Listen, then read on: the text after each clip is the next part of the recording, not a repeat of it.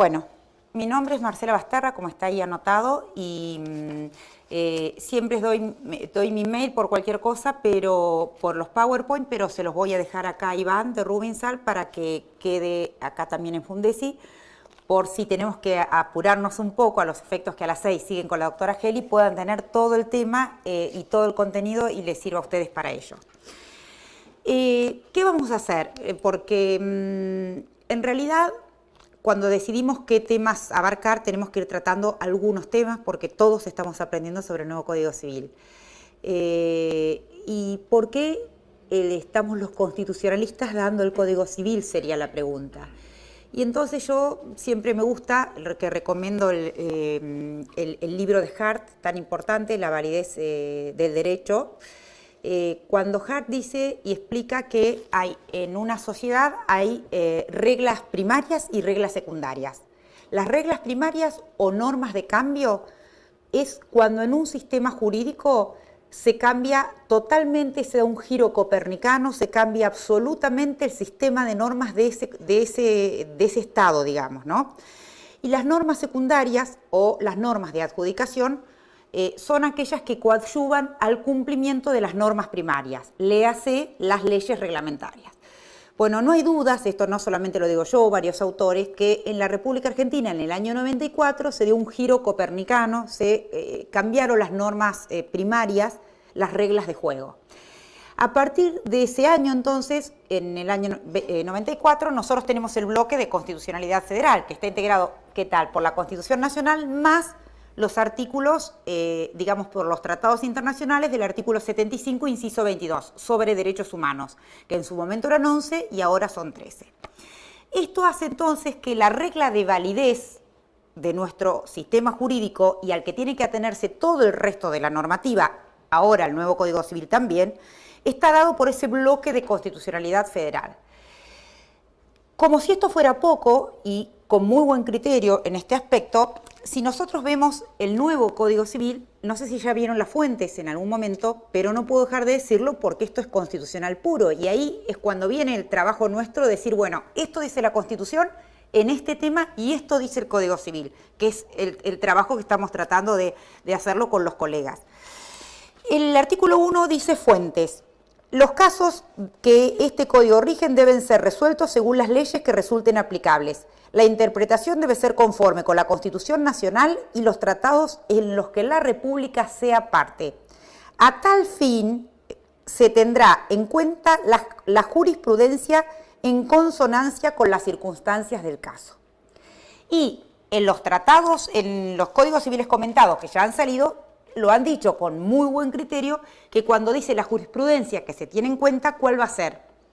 No solo la de la Corte Suprema de Justicia de la Nación, sino también la de la Corte Interamericana de Derechos Humanos, porque después del año 94, que yo decía, se da este giro copernicano, las normas primarias o de cambio, como dice Hart, nosotros tenemos una doble fuente de derecho. La interna, que es la Constitución, todo el bloque y los tratados, más los fallos de la Corte Suprema, y la externa, que son las opiniones consultivas de la Corte Interamericana y los fallos de la propia Corte Interamericana. Entonces, este código ya en el artículo 1, en la fuente, dice, esa es nuestra fuente. Quiere decir que si bien me pueden decir, pero si la Constitución es operativa, siempre tuvimos esa fuente, siempre los jueces debieron, y muchos realmente lo hacen, atenerse a lo que dice la Corte Interamericana y los fallos de la Corte Interamericana, etcétera, etcétera, pero lo cierto que no es poca cosa que la propia normativa la diga. De ahí la importancia es que en algunos temas, por ejemplo en el que yo voy a abarcar hoy, es el de los derechos colectivos o derechos de incidencia colectiva en general, cómo los trata la Constitución, qué ha pasado con la jurisprudencia en la Constitución y cómo los trata el nuevo Código Civil.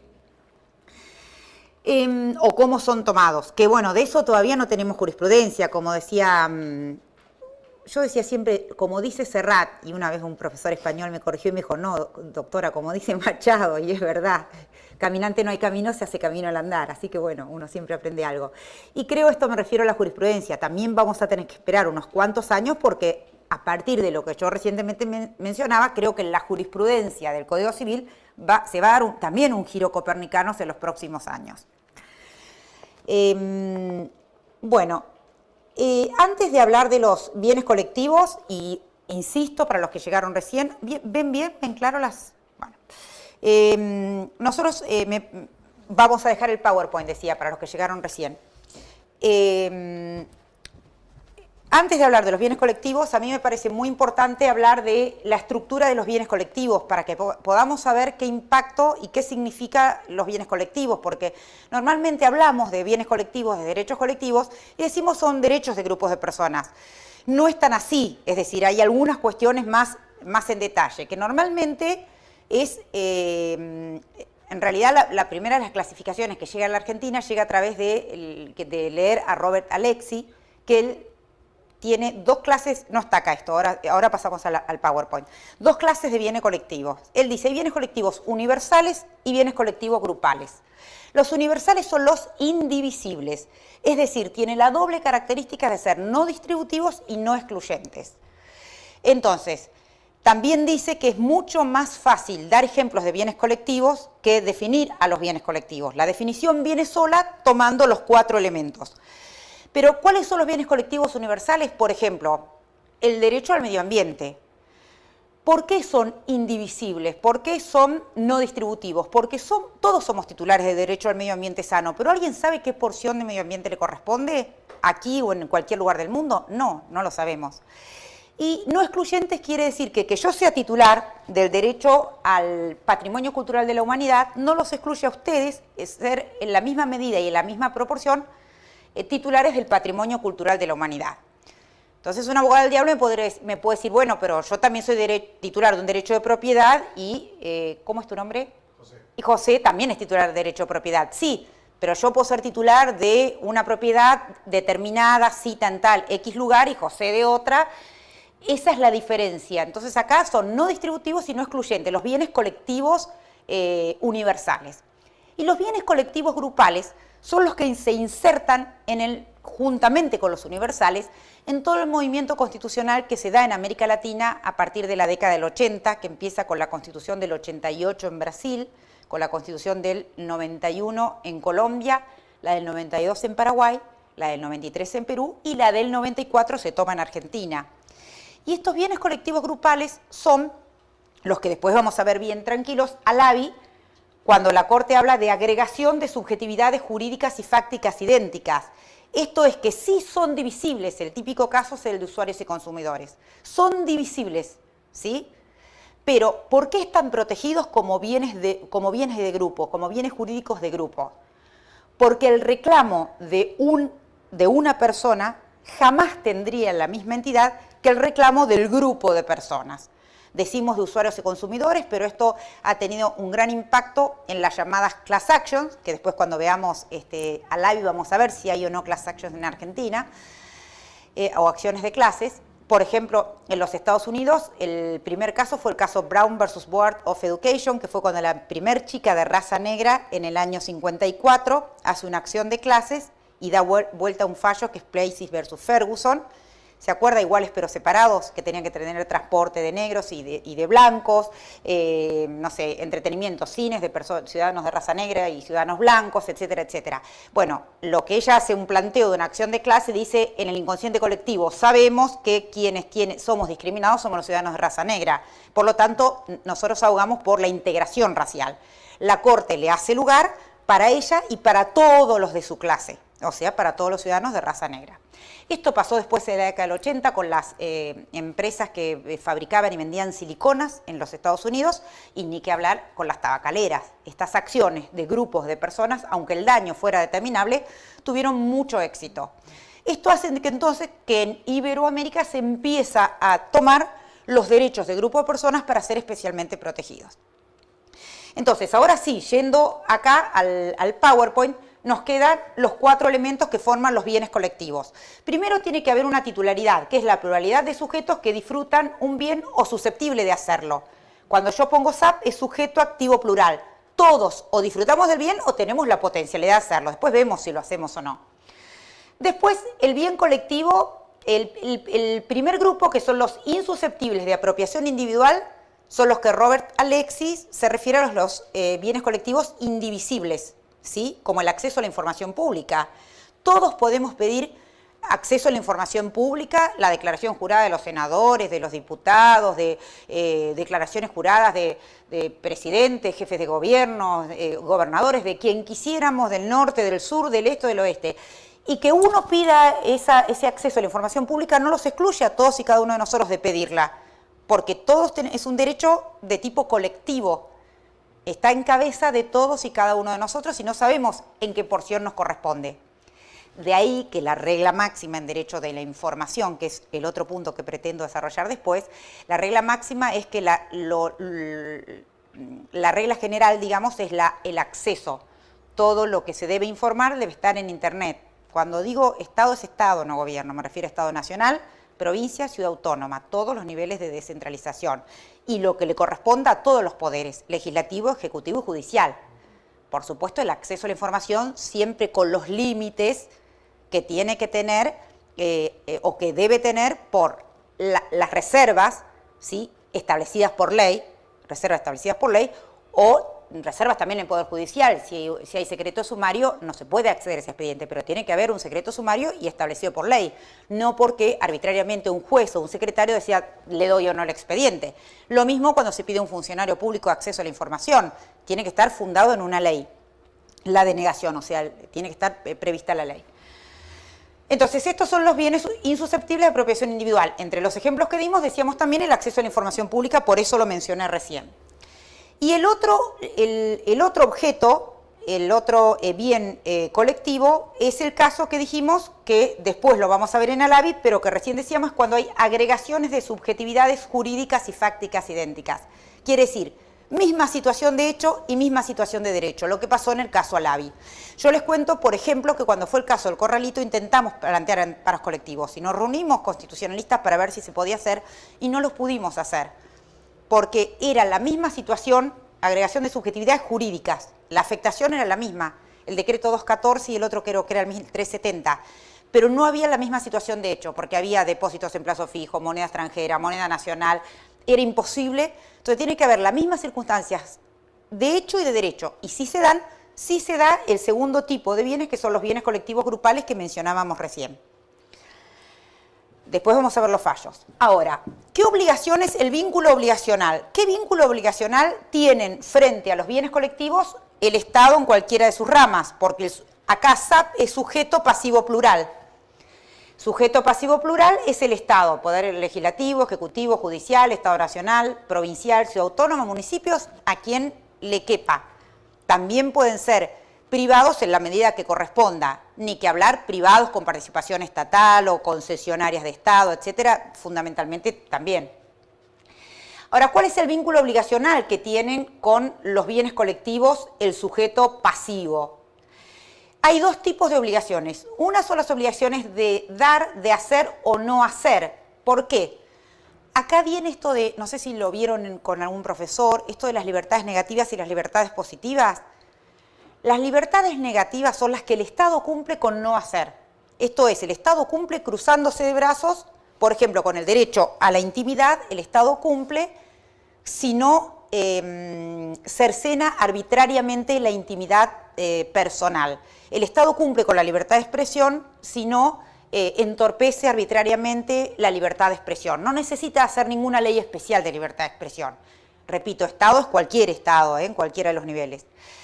Y, sin embargo, en las obligaciones de hacer, el Estado tiene una libertad positiva. Solo cumple el derecho si hace. Por ejemplo, en torno a los derechos económicos, sociales y culturales. Si los estados, partes que tienen, decíamos, la pirámide constitucional, derechos económicos, sociales y culturales, si esos estados no cumplen con el principio de progresividad, si no recaudan información, sistematización, hacen estadísticas y van cumpliendo con esos derechos, porque no nos olvidemos que cuando hablamos de derechos económicos, sociales y culturales, estamos hablando de políticas públicas en salud, en educación, lo que fuere. Los estados tienen que ir avanzando para que nosotros, en base al Pacto de los Derechos Económicos, Sociales y Culturales, podamos hacer un control sobre eso. Entonces, los estados no cumplen con el derecho a la vivienda, a la salud y a la educación si no hacen. Cruzado de brazos no pueden cumplir. Tienen que tener políticas públicas, ¿sí?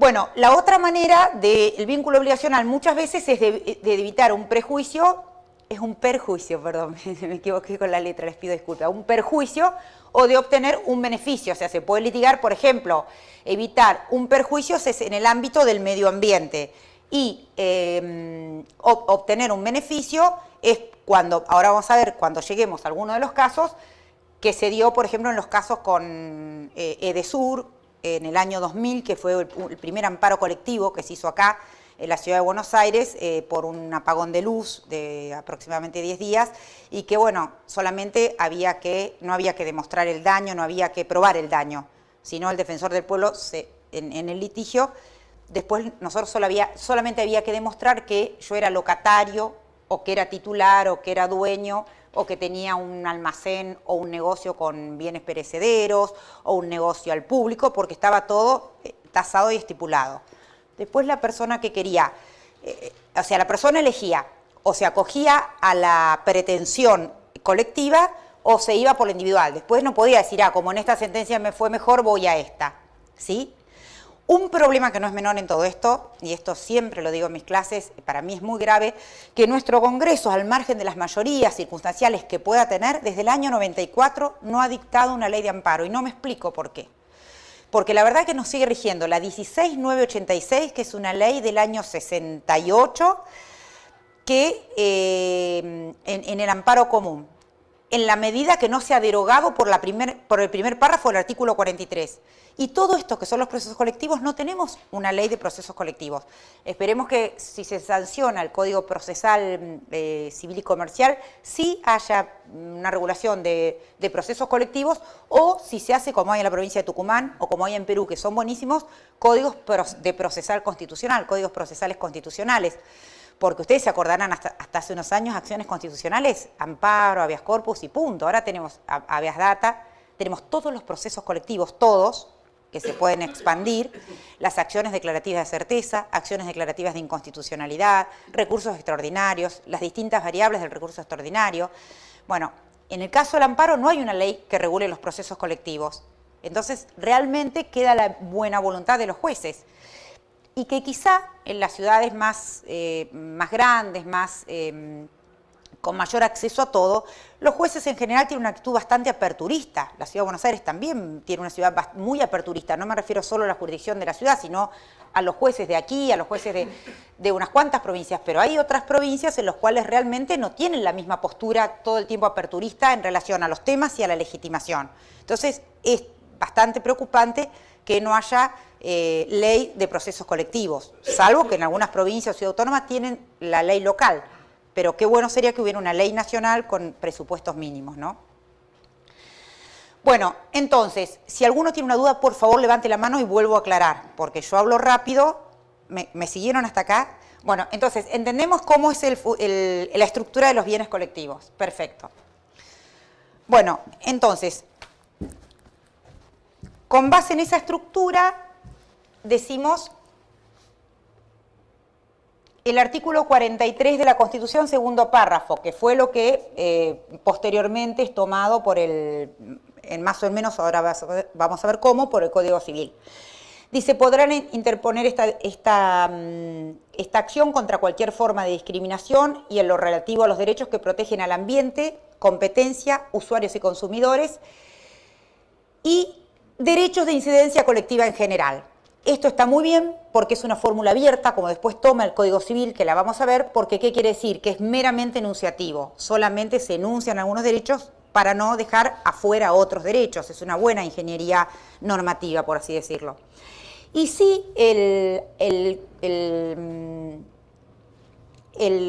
la Constitución determina quiénes están legitimados, que son el afectado, el defensor del pueblo y las asociaciones afines, y hay frondosa jurisprudencia al respecto, porque ya digo, a lo que no hay ley es a lo que interpretaron los jueces, y la jurisprudencia es muy buena al respecto.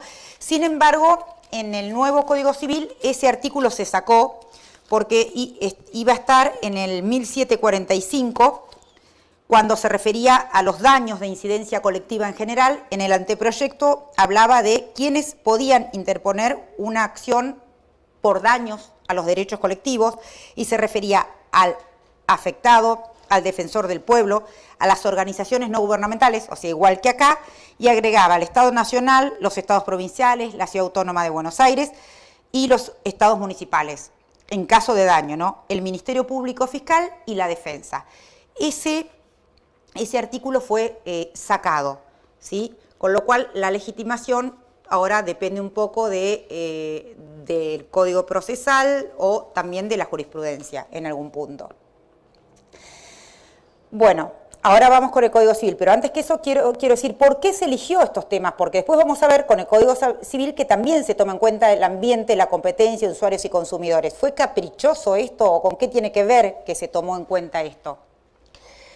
Bueno, el ambiente, esto cuando vean medio ambiente con el Código Civil van a ver una superprotección todo el tiempo, y esto es porque realmente con el movimiento constitucionalizador de fines del siglo XX sí es un derecho especialmente protegido.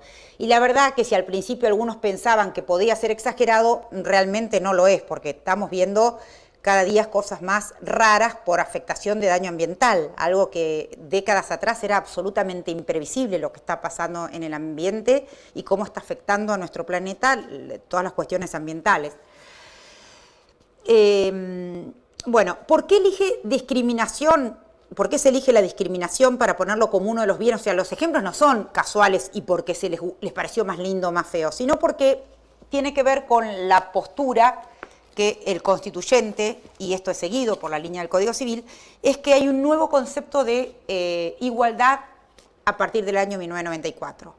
La igualdad del año 1853 de la Constitución anterior era un principio de igualdad, artículo 16, todos son iguales ante la ley en tales circunstancias. Era un Estado abstencionista, un Estado que, cruzado de brazos, ya cumplía con que seamos todos iguales ante la ley. El Estado de 1994 plantea un nuevo desafío, un concepto de igualdad absolutamente distinto. La igualdad, para que el Estado cumpla con hacernos concreta y efectiva la igualdad real de oportunidades, tiene que establecer políticas públicas. ¿Dónde lo dice la Constitución? En el artículo 37, cuando habla de las acciones positivas, en cuanto a la igualdad de hombres y mujeres en torno a los derechos políticos, que se sanciona en la ley 24.012. También en el 75, inciso 22, que es parte del bloque de constitucionalidad federal, cuando se refiere a la no discriminación racial y a la no discriminación de la mujer. Eso es como si fuera la Constitución misma para nosotros.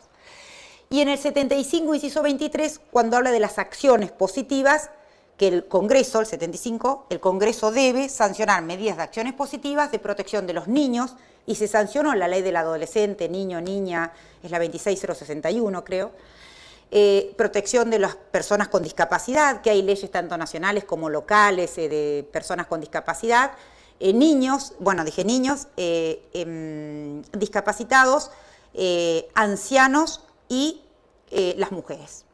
Son los 4 grupos vulnerables. Esto tampoco es una cuestión que el constitucionalista argentino se le ocurrió al constituyente decir sí, voy a elegir estos grupos porque sí. No, esto nace con el caso Buckle versus California en los Estados Unidos en el año 78. No me quiero ir para poder llegar a la parte, pero esta parte hay que contarla. En que una persona de raza blanca, ciudadano norteamericano, por segunda vez trata de ingresar a la universidad a la Facultad de Medicina de la Universidad de California. Y se encontraba con que teniendo un promedio superior a, supóngase 4,5 creo que era el promedio, y bastante superior, él quedaba fuera, porque había un 16% de cupos para los ciudadanos de raza negra y los hispanos parlantes, que somos los históricamente discriminados en la sociedad. O sea, cada sociedad tiene sus grupos históricamente discriminados. Ahí llega la Corte Federal en el año 78 y la Corte de los Estados Unidos dice de ninguna manera, porque la Corte de California sí le hizo lugar por discriminación inversa. Él dice, me siento discriminado por ser blanco y ciudadano norteamericano. Y la Corte dice, de ninguna manera, porque en realidad esto se trata de una acción positiva, que son las políticas públicas que los estados deben establecer para integrar a la sociedad los grupos históricamente discriminados. Con esa mentalidad es que si ustedes agarran constituciones de América Latina, por ejemplo, entre los grupos históricamente discriminados, en primer lugar ponen Bolivia, Venezuela, Colombia, por ejemplo, a los pueblos originarios. No es que Argentina no tenga discriminación histórica a grupos, a pueblos originarios, pero Argentina hay otros grupos vulnerables que quizá se ponderó que estaban primeros y que son históricamente discriminados, como las mujeres. Claro, el 75, inciso 17, que les da la propiedad colectiva, les reconoce la preexistencia étnica y cultural, pero no le dice al Congreso medidas de acciones positivas, o sea, políticas públicas tendientes a proteger a estos grupos, como sí lo hace con discapacitados, niños, mujeres y ancianos, ¿sí? Bueno, esto hace entonces que se cambie el concepto de igualdad a partir de... y de ahí es que se decide uno de los puntos, porque estamos diciendo que esto es meramente enunciativo, entonces, ¿por qué se eligieron al azar? No. La discriminación por ese punto. El ambiente, yo decía, porque es uno de los derechos con muy buena conciencia que más necesitamos proteger. Fíjense que no es común que una Constitución hable de recomponer el daño, y la Constitución nuestra, como muchos otros textos constitucionales de Iberoamérica, hablan solamente en materia ambiental, en ningún otro derecho, de recomposición del daño. Defensa de la competencia y usuarios de consumidores tiene que ver porque en la década del 90, cuando se sanciona la Constitución, y esto era coherente, no digo si es coherente o no lo que se hizo en la década del 90, lo que digo era coherente con lo que se estaba cambiando. Esto es, si hay un Estado que va a tener cuestiones estatales y cuestiones de privados o concesiones en privados que el Estado le va a dar, entonces tenemos que darle muy buenas herramientas al privado para que controle quién tiene la concesión del Estado o quién tiene una licencia estatal. Esto es a los usuarios y consumidores de bienes de servicios a través de, por ejemplo, la participación en, teóricamente, cuando los entes reguladores, por ejemplo, hacen rebalanceo de tarifas, tiene que haber audiencias públicas y se tiene que cumplir y debiéramos participar en todas estas cuestiones, ya sean cuestiones de concesiones de teléfonos, de aguas, de lo que fuere, cualquier concesión, deberíamos tener el control permanente los ciudadanos, por los medios legales, por supuesto, ¿no? Y defensa de la competencia porque se supone que el Estado, y esto es una técnica bastante usada en las constituciones, es que debe evitar los monopolios, legales como naturales, a lo que yo agregaría también estatales. Todos los monopolios son malos, porque si hay monopolio de lo que fuere, en lo que fuere, al ciudadano lo deja muy desguarnecido. Entonces, los monopolios sí, no se condicen mucho con el Estado constitucional de derecho que apunta a la pluralidad y a la diversidad. No importa quién tenga el monopolio ni cuál sea el rubro. Bueno, y por último, la Constitución dice derechos de incidencia colectiva en general. El artículo del Código Civil, el artículo 240, cuando habla de qué derechos no deben afectarse, dice, primero, ahora vamos a ver el 14, que creo que es el que sigue ahora, sí, perfecto. Pero el 240 en este punto, además de los derechos que menciona la Constitución, agrega los ecosistemas de la flora, la fauna, la biodiversidad, el agua, los valores culturales, el paisaje y agrega entre otros. Esto no es que se pusieron románticos y dijeron el agua, la biodiversidad, no es así. Es porque el artículo 240, y ahora lo vamos a ver con detalle, es un artículo que suscitó algún tipo de discusiones porque es el límite a los derechos individuales cuando dice hay una limitación a los derechos individuales cuando se lesionan los derechos de incidencia colectiva. Entonces, quienes hicieron el proyecto de códigos y quienes lo sancionaron, lo que trataron de decir, demos ejemplos cuando hay a qué bienes nos referimos. Porque si no, cualquier juez en un día trasnochado puede decir, hay una afectación a un derecho de incidencia general y se podría permitir, se podría prestar a una lesión de derechos individuales. Y dicho sea de paso, la parte buena es la protección constitucional y que el Código la tomó muy como dice la Constitución. Y eso está bien y es muy bueno. Pero nobleza obliga a decir que en el derecho comparado los códigos civiles normalmente protegen derechos individuales, no derechos de grupos de personas, no derechos colectivos. Y nuestro código sí hace un gran énfasis en el tema de los derechos colectivos. Que falta un montón, vamos a seguir. Bueno, en cuanto a la legitimación, en la Constitución habla del afectado, el defensor del pueblo y las asociaciones que propenden a esos fines. A lo que el anteproyecto no solamente mencionaba para el caso del daño, los de 1745 que les dije, sino que en el artículo 14 el anteproyecto decía también otros sujetos que dispongan leyes especiales. Lo cual está bueno como fórmula porque si no siempre había si bien hay que ponderar que las leyes se entienden en forma sistemática y no entendiéndolas como colisión, pero si la ley es clara al respecto es mucho mejor. Entonces nos daba una posibilidad más de legitimación para interponer una acción en esos casos. Eso fue sacado y ahora no está directamente la legitimación. Con lo cual lo dejamos un poco librado al que algunos dicen no está mal porque es procesal la legitimación. Es discutible. Quizá esté en el Código Procesal en un futuro. Bueno, ahora bien, ¿cómo es la estructura de los derechos individuales y los derechos colectivos en el nuevo Código? El artículo 14 dice claramente derechos individuales y derechos de incidencia colectiva. Esto es textual. En este código se reconocen, en primer lugar, derechos individuales y, en segundo lugar, derechos de incidencia colectiva. Y dice, acto seguido, la ley no ampara el ejercicio abusivo de los derechos individuales cuando pueda afectar al ambiente y a los derechos de incidencia colectiva en general. Entonces, acá está tomando la Constitución más lo que dice en el 240 anteriormente, cuando dice, además, la flora, la fauna, la biodiversidad, los valores culturales, el paisaje, entre otros. ¿Entiendes cómo queda ampliada la fórmula de la Constitución al Código? Es mucho más amplia aún la del Código. No quiere decir que sea contradictorio a la Constitución, porque como la Constitución habla de derechos de incidencia colectiva en general, bueno, y acá dice entre otros, acá solo se dieron más ejemplos. Muy bien. Acá dice que hay derechos individuales y derechos de incidencia colectiva.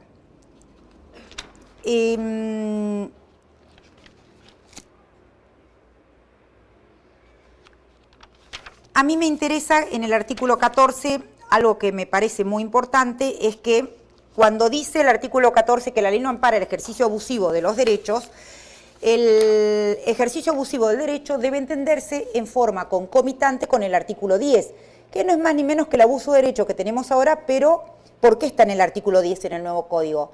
Porque en el capítulo 3, el artículo 9 es principio de buena fe, el 10 es abuso de derecho, que ahora se los menciono, el 11 es abuso de posición dominante, acuérdense que esto está en concomitancia con lo de defensa de la competencia que decíamos, orden público y fraude a la ley, renuncia y derechos individuales y de incidencia colectiva. Esto para el Código son los principios básicos con los cuales se debe interpretar el Código, además de las fuentes que habíamos mencionado. ¿Entienden la importancia que tienen los derechos colectivos en la medida que se ponen en los principios básicos y en la medida que después se desarrollan en otros puntos, como vimos en el 240 y ahora vamos a seguir analizándolo? Entonces, ¿qué dice el abuso de derechos? Siguiendo acá, que dice la ley no ampara el ejercicio abusivo de los derechos individuales cuando pueda afectar al ambiente y a los derechos de incidencia colectiva en general. ¿Qué quisieron decir? Porque ¿cómo van a interpretar los jueces estos? Los jueces estos no, los jueces esta normativa. Bueno, abuso de derecho, dice el ejercicio regular del derecho propio o cumplimiento de una obligación legal no constituye como ilícito ningún acto. Es la misma fórmula que conocemos histórica del 1071, ¿no? La ley no ampara el ejercicio abusivo de los derechos, se considera tal al que contraría los fines del ordenamiento jurídico o al que excede los límites impuestos a la buena fe, la moral y las buenas costumbres. El juez debe ordenar lo necesario para evitar los efectos del ejercicio abusivo de la situación jurídica abusiva y, si correspondiere, procurar la reposición al estado de hecho anterior y fijar una indemnización. Acá no puedo por menos que decir, perdónenme, yo no quiero herir la susceptibilidad de nadie, yo siempre digo que en los posgrados somos colegas, así que el que quiera levante la mano y dígame lo que quieran, porque la libertad de expresión es fundamental. Pero no entiendo por qué, yo creo entender por qué. ¿Por qué ponen la moral y las buenas costumbres? Si decimos que tenemos un código de 1861 anacrónico, que nos queremos modernizar al siglo XXI, ¿qué es moral y buenas costumbres en el siglo XXI? ¿Es la moral media de la sociedad? ¿Nos van a imponer a las minorías? O porque aunque uno no pertenezca a una minoría, la tarea fundamental del Estado Constitucional de Derecho es la defensa de las minorías. La mayoría no nos protegemos solos. Entonces, ¿cuál es la moral pública? ¿Es la moral media de la sociedad? ¿Y cuáles son las buenas o las malas costumbres? Realmente no hay una definición de eso. Es una técnica, yo digo, tiene que ver con que en realidad, si ustedes se fijan, y esto es así, es así no no que yo tenga razón, porque uno nunca tiene la total razón. Como decía John Stuart Mill, todos tenemos una porción de verdad, por eso hay que escuchar todas las voces para encontrar la búsqueda colectiva de la verdad. Pero si se fijan en las normas estaduales de los Estados Unidos, en ningún lado hay moral y buenas costumbres. Porque, claro, Estados Unidos fue conquistado por los cuáqueros que se vinieron escapando. Enrique VIII, que no les dejaba ejercer la libertad de conciencia y de religión. Entonces, en ningún lugar se les ocurre poner eso. Nosotros fuimos, para bien y para mal, colonizados por los reyes católicos, que vinieron con el sello de transformar a los indios al catolicismo, algo que visto desde ahora, desde la altura, desde el siglo XXI, suena muy autoritario, aunque en ese momento era muy lógico, y no me interesa juzgar lo que pasó hace 500 años, pero a lo que me refiero, que nosotros tenemos una fuerte impronta de las leyes de India y demás. Y eso fue pasando la moral y las buenas costumbres, pero si usted ve la legislación española actual, por ejemplo, la ley de protección de datos personales, habla de que bases de datos que no sean contrarios a la moral y a las buenas costumbres. Y nosotros tenemos el mismo sistema, es como que no lo pudimos erradicar. Es un debate, bueno, podríamos estar debatiendo hasta las 10 de la noche, pero la verdad que me parece una cosa...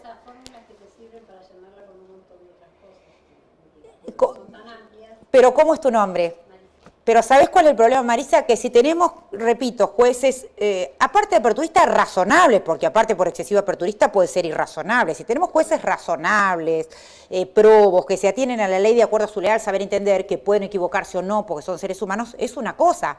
Pero si te agarran movimientos de corrientes determinadas, determinadas corrientes jurídicas, ya sea por cuestiones políticas o porque se pongan de modas o por lo que fuere, es sumamente peligroso dejar algo tan abierto como que un juez decida la moral y las buenas, qué es moral y buena costumbre. Yo no creo que hoy dé para que un juez diga que esto es contrario a la moral y buena costumbre, porque creo que saldría escrachado en todos lados. Pero no me parece una buena técnica, sinceramente. No soy especialista en técnica legislativa, pero alguna cosa uno conoce después de tantos años, ¿no? Bueno, vamos a seguir. Seguimos con los bienes colectivos. Bueno, el artículo 240 pone ni más ni menos que los límites a los bienes colectivos. Y esto fue un tema que en algún punto suscita alguna discusión, pero en realidad tampoco es tan grave si lo miramos desde el punto de vista que si lo hacemos valer por la Constitución igual lo tendríamos. Y entonces si tiene jerarquía constitucional, por lo menos los explicamos. Lo que está entre paréntesis no es textual, el resto sí es textual. Entonces voy a leer como yo lo puse y después lo voy a leer como es textual. Dice, límites al ejercicio de los derechos individuales sobre los bienes. El ejercicio de los derechos individuales sobre los bienes mencionados en las secciones primera, entre paréntesis, bienes con relación a las personas y los derechos de incidencia colectiva, y segunda, bienes con relación a las personas deben ser compatibles con los derechos de incidencia colectiva. Ahora leo solo lo subrayado, que es lo que realmente dice el código, porque lo de paréntesis lo puse yo para que les quede armadito. El ejercicio de los derechos individuales o los bienes mencionados en las secciones primera y segunda debe ser compatible con los derechos de incidencia colectiva. ¿Qué significa? Sigue. Debe conformarse a las normas del derecho administrativo nacional y local dictadas en el interés público y no debe afectar el funcionamiento ni la sustentabilidad de los ecosistemas, de la flora, la fauna, la biodiversidad, el agua, los valores culturales, el paisaje, entre otros, según los criterios previstos en la ley especial. Acá viene lo que decimos, la misma fórmula se puede usar para un lado o para el otro. Esperemos que se use en el lado correcto. El lado correcto es el lado de la mesura, de la razonabilidad, y nosotros tenemos un tema que no es poca cosa, que para mí es un problema, y eso es motivo de discusión en el derecho constitucional. Otros dicen que no, y otros no están de acuerdo con nuestros sistemas de control. Nosotros no tenemos un control concentrado como Europa continental, que es un control que lo hace un órgano determinado y es erga omnes. Tenemos el sistema norteamericano, que es inter partes, pero además el sistema norteamericano se refuerza con el stare decisis, es decir, con la obligatoriedad de los precedentes. Nosotros, en materia de control de constitucionalidad, si no tenemos jueces medianamente serios, coherentes, que no es obligatorio, pero que sigan, o que si se apartan de los precedentes lo fundamenten muy bien, estamos en el peor de los mundos, porque no tenemos control interpartes para los casos concretos, pero no tenemos stare decisis, con lo cual esto puede generar sentencias contradictorias, es todo un tema. Entonces, hay que tener mucho cuidado con las fórmulas abiertas, cómo se aplica el principio de razonabilidad. La Corte en los últimos años está construyendo una jurisprudencia, ha habido épocas de la Corte, de las distintas Cortes, que han construido líneas jurisprudenciales bastante coherentes, la llamada Corte de la Democracia, ¿se acuerdan? La Corte en el año 83, la Corte de Alfonsín, sobre autonomía personal, derecho de conciencia, despenalización de estupefacientes. No importa si estamos de acuerdo o no, podemos estar de acuerdo o no, pero era coherente, digamos, era una línea determinada. Bueno, esta Corte, en cuanto a tomar todo el tiempo y citar todo el tiempo los fallos de la Corte Interamericana de Derechos Humanos, en cuanto a las sentencias exhortativas, fíjense que esta Corte tiene una modalidad que en vez de decir castigo por esto, dice le damos 180 días para que hagan esto. El caso Mendoza del Riachuelo, el caso Rosas con Z, que fue el caso de la subrogancia. ¿Se acuerda de los jueces subrogantes? ¿Qué dijo? Algunos los obedecen y otros no, los fallos de la Corte siempre se tienen que obedecer desde todos los niveles, por supuesto. Pero ¿qué dijo la Corte? Cuando le preguntaron si era inconstitucional o no, los jueces subrogantes dijo, si decimos que es inconstitucional, lógicamente al otro día teníamos 7 millones de presentaciones para anular lo que habían hecho esos jueces. Entonces no podés tampoco hacer cuestiones de... Hay que ser la razonabilidad y la equidad, creo que es una de las cosas, además de la probidad que tiene que tener un juez y la mesura. Entonces dijeron, no se expidieron sobre la constitucionalidad, pero, o sea, no lo declararon inconstitucional, pero dijeron de aquí en adelante que los poderes públicos se abstengan de nombrar jueces que no sea de acuerdo a la forma de los procedimientos de sanción que establece la Constitución Nacional. También válido para las otras jurisdicciones, por supuesto, eso sin duda, ¿no? Bueno, entonces se van haciendo líneas jurisprudenciales, pero si no, se complica mucho el tema. Volviendo a los derechos colectivos, porque esto era a raíz, ¿por qué nos vamos? Porque a raíz de la apertura que tiene esto, que esperemos que sea, tenemos que esperar a ver qué pasa con la jurisprudencia en una buena parte, por la apertura que tiene la norma. Un dato no menor, y esto me parece importante, es acá, perdónenme un segundito, el propio doctor Lorenzetti, que lo citó él porque no solo porque es el presidente de la Corte, sino porque él participó en el proyecto, como todos lo saben, como la doctora Hayton y la doctora Ida Clemermaje de Carlucci, que estuvieron una de las personas que estuvieron en la reforma del código. Hay un código comentado, de Rubinsal creo que es el código, ¿no? El código comentado del doctor Lorenzetti. Esto es como la tele, no se puede hacer propaganda. Bueno, perdone, no quiero hacer propaganda, porque hay varios códigos comentados. La ley también tiene varios códigos comentados, pero bueno, porque es un criterio interpretativo, si te lo dice nada menos que uno de los autores y quienes participaron en el proyecto, capaz que uno puede estar en contra totalmente, esto es libertad total, pero quiere decir que qué quisieron decir, sí podemos advertir qué es lo que quisieron decir, eso es lo que estoy tratando de explicar. Y lo que dicen que en realidad no se trató de poner los derechos de incidencia colectiva en general por encima de los individuales, sino que ante una colisión se trató de regular el ámbito privado, o sea, la esfera privada y la esfera pública y social, mediante una cláusula general basada, dice, en la sustentabilidad. Es decir, está diciendo, los derechos que acá ponemos no son de casualidad, tiene que ver con el futuro, con el ambiente, con todo esto, la flora, la fauna, con cuestiones que van más allá de los derechos individuales, pero lo que dice, entiendo, por las explicaciones que se dan, es que no se quiso decir que los derechos de incidencia colectiva son más importantes que los derechos individuales. No es más importante derecho A que el derecho B, porque como decimos nosotros, no hay derechos más fundamentales que otro. Lo que está tratando de decir es que si hubiera una colisión entre la esfera privada y un derecho público social, se tendría que ver qué bien se está lesionando, si es uno de estos o uno equiparable a estos. Entonces, a esto yo agregaría que esa cláusula de sustentabilidad, si lo tomamos con el sistema de fuentes del artículo primero, que habla de la Constitución y los tratados, ¿qué nos dicen? ¿Se acuerdan el San José de Costa Rica cuando dice que hay que interpretar los derechos, los estados tienen que interpretar los derechos de acuerdo al principio pro homine? Es decir, si este derecho lo tratan varios tratados y la Constitución, se está al derecho que mejor proteja a la persona, y favor debilitáis, que es en favor del más débil. Si esto lo tomamos en cuenta con el que le mencionábamos anteriormente, derechos económicos, sociales y culturales, que dice que los estados partes firmantes tienen que cumplir con la cláusula de progresividad y no regresividad, quiere decir que logrado un nivel de protección de esos derechos económicos, sociales y culturales, los estados tienen que mantenerlo. solo pueden retrotraerse si denuncian alguna de las situaciones del artículo 23, emergencia pública, calamidad, de catástrofe natural, guerra, lo que fuere, ¿no? Pero si no, por lo menos lo tienen que mantener. Si no lo ¿por qué?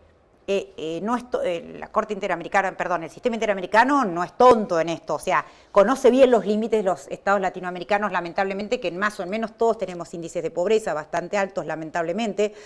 Entonces, para los derechos civiles y políticos, le dice a los estados, señores, cumplan con todos estos derechos. Pero los derechos económicos, sociales y culturales, como hay que poner dinero, lo que le dice a los estados, cumplan con la cláusula de progresividad y hasta el máximo los de los recursos disponibles. No dice cumplan con todos los derechos, porque hay estados, algunos no querrán, otros se harán los sonsos, pero la verdad que otros no podrán. Me refiero a los estados y me refiero a los derechos que se cumplen o no. Esto hay un poco de todo. Bueno, entonces yo creo que entonces la fórmula, esto de la esfera privada y la esfera pública, cuando hay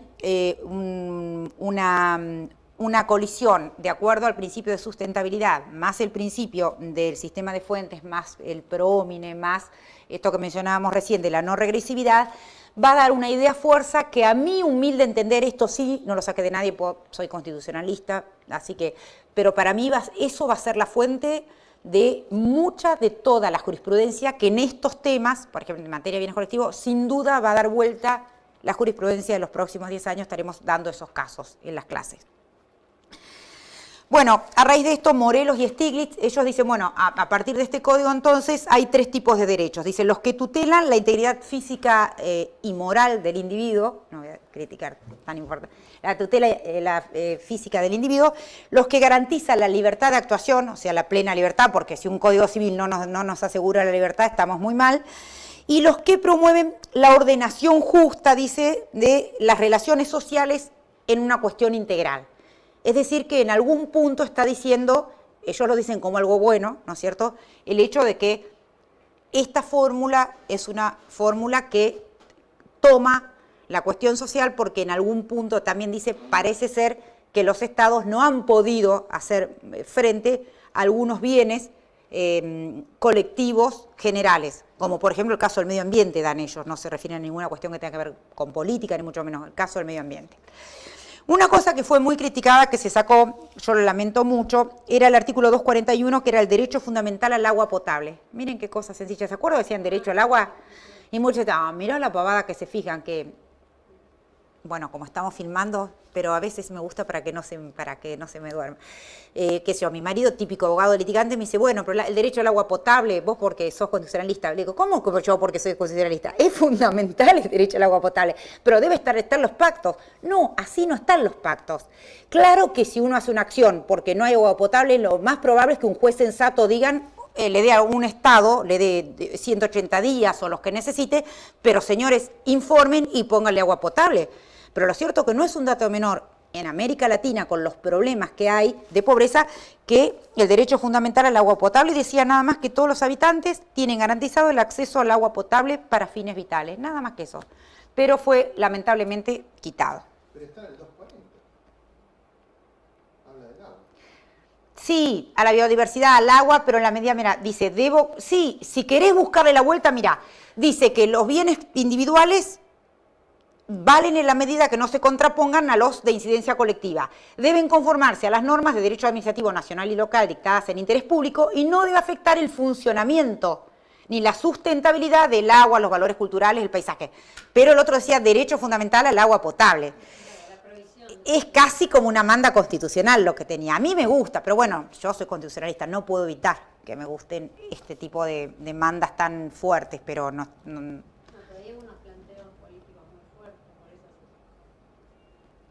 sí, lo que pasa es que si los jueces se manejan prudencialmente, objetivamente y con sentencias exhortativas, con el correr de los años se podría haber logrado hacer algo, pero bueno, quizá se decidió no hacerlo, bueno, no importa. El artículo 241, jurisdicción. Otra cosa que es muy importante, y esto es también para las jurisdicciones, Ciudad Autónoma de Buenos Aires y para las otras 23 jurisdicciones, las 24 jurisdicciones que hay en el país, dice, cualquiera sea la jurisdicción en que se ejerzan los derechos, les aclaro que es la sección tercera, que el título es Bienes con relación a los derechos de incidencia colectiva y son solo el 240 y el 241. Jurisdicción. Cualquiera sea la jurisdicción en que se ejerzan los derechos, debe respetarse la norma sobre presupuestos mínimos que resulte aplicable. Esto no es poca cosa y a mi humilde criterio está muy bien, porque lo que está diciendo es que si bien es una regla de oro en derecho constitucional y de acuerdo también a los principios del artículo 5, 31 de la Constitución y el 125, que las provincias y la ciudad autónoma pueden dar en todo caso más derechos, pero nunca menos del piso mínimo de la Constitución. Pero, por ejemplo, ley de presupuestos mínimos que digan que es de orden público y que los presupuestos mínimos tienen que cumplirse, por ejemplo, tenemos hasta donde yo sé la Ley General del Ambiente, por ahí hay otra que en este momento se me escapa, pero la más reciente es la Ley General del Ambiente, que dice los presupuestos mínimos de esta ley no pueden dejar de cumplirse cualquier jurisdicción local. Entonces, acá dice, ojo, todos los derechos de incidencia colectiva no pueden no obedecer en cualquier jurisdicción a estos presupuestos mínimos, lo cual está bien porque se prestaría a que haya mayores o menores protecciones de acuerdo a las distintas jurisdicciones o de acuerdo a lo que estén dispuestos a cumplir con estos bienes las distintas jurisdicciones. Igual de eso pasa. No, sí. Generalmente el seguro obligatorio no es aplicable en Santa Fe, tiene la norma y está suspendida, se viene prorrogando. Perdón, José, ¿qué tema? El seguro ambiental obligatorio, que claro. es el artículo 22 de la Ley General del Ambiente, se viene prorrogando en Santa Fe cada 6 meses, desde que fue sancionada la obligatoriedad. Bueno, es que se está prorrogando. En las provincias directamente no se exige. En algunas no se exige, en otras lo cumplen, en otras lo tienen las leyes locales. Bueno, que siempre decimos lo mismo, ¿no? Sí, sí, sí, sin duda, debiera hacerse así, pero bueno, si no hay una demanda y no hay una obligación, hay estados que lo cumplen, otros porque, digo yo, porque no pueden, otros porque no quieren, pero sí, pasa un poco eso. Que se haga la ley, esto lo sabemos bien, pero no en Argentina, en todos lados, hay países que tienen mucho más apego a la ley que nosotros, los envidio profundamente en ese aspecto, nada más, en lo demás en nada. Nosotros no tanto, pero ya que esté la ley hay un marco mucho más importante para la exigibilidad, esto que yo decía, los procesos colectivos. Una cosa es que un juez te obligue, y encima cuando el control de constitucionalidad es interpartes y no hay estaresis, y otra cosa es que lo diga la ley. Siempre es como que hay una mayor nivel de fortaleza. Bueno, concepto de daño acá en relación a los derechos de incidencia colectiva. Les cuento que era muy fuerte la protección de los derechos de incidencia colectiva, más aún de la que se da ahora, porque tenemos el artículo 1745, que es el que yo les comentaba hoy, que se refiere a los daños de derechos de incidencia colectiva, que al final no fue aprobado, se sacó del anteproyecto, que es el daño a los derechos de incidencia colectiva, que decían los legitimados. Recuerdan que se los mencioné recientemente y que ampliaba aún más lo de la Constitución. Y después, el del 1714, que el 1714 tampoco fue puesto en el código, en la parte final, que decía sanción pecuniaria disuasiva. Decía que el juez tiene atribuciones para aplicar a petición de parte con fines disuasivos una sanción pecuniaria a quien actúe con grave menosprecios hacia los derechos de incidencia colectiva. Pueden peticionarla a los legitimados, etcétera, etcétera. Su monto se fija prudencialmente, tomando en consideración las circunstancias de caso, en especial la gravedad de la conducta del sancionado, la repercusión social, los beneficios que obtuvo o pudo obtener, etcétera, etcétera. Esa sanción pecuniaria disuasiva no fue aprobada, pero un detalle no menor es que en la última ley en la ley del consumo, la 24240, que si bien fue reformada, esa era el del 2004, fue reformada el año pasado, creo en 2012, la 26361, en eso no fue reformada, ese artículo sigue ahí, es el 52 bis, tiene la sanción pecuniaria disuasiva en esos términos, exactamente. Quiere decir que entonces la tenemos al menos en el ámbito del consumo por esa ley, si bien no está en el Código Civil. Entonces la pregunta obligadora sería, ¿cuál es la sanción que hay en el Código Civil por daños a los derechos de incidencia colectiva? Porque si están protegidos, ¿cuál es la sanción? La sanción surge del concepto de daño del artículo 1737 y la reparación para todos los daños civiles, colectivos o no, surge del 1740. En 1737 dice que hay un daño cuando se lesiona un derecho o un interés no reprobado por el ordenamiento jurídico que tenga por objeto la persona, el patrimonio o un derecho de incidencia colectiva. está específicamente establecido dentro del concepto de daño, sea especialmente protegido como qué derecho es.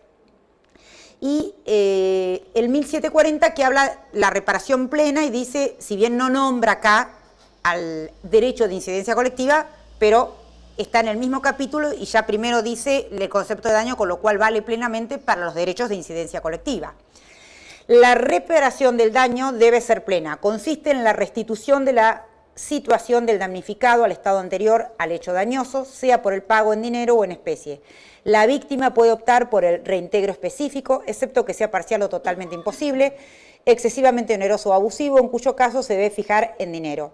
En caso de daños derivados de la lesión al honor, a la intimidad o a la identidad personal, el juez puede, a pedido de parte, ordenar la publicación de la sentencia o de sus partes pertinentes a costa del responsable.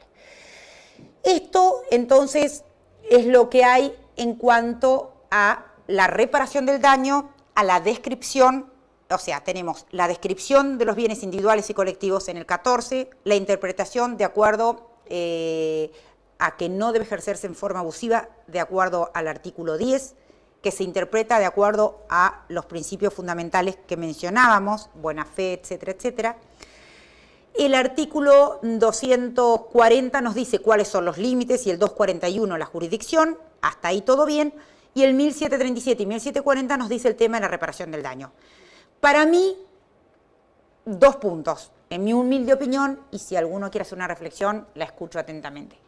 Hay que ver qué va a decir la jurisprudencia, porque en esto es fundamental qué línea va a tomar la jurisprudencia, que ahora les voy a dar algunas líneas de la jurisprudencia a nivel nacional, qué pasó con la Constitución, porque es muy probable que se tome esa jurisprudencia en algún punto, que es bastante positiva. Y el otro punto es que, si bien es atendible a quienes dicen que es una cuestión de tipo procesal y que no podía estar en un código de fondo, es bastante atendible ese argumento, quizá hubiera estado bien que se ponga quiénes sean las personas legitimadas para actuar.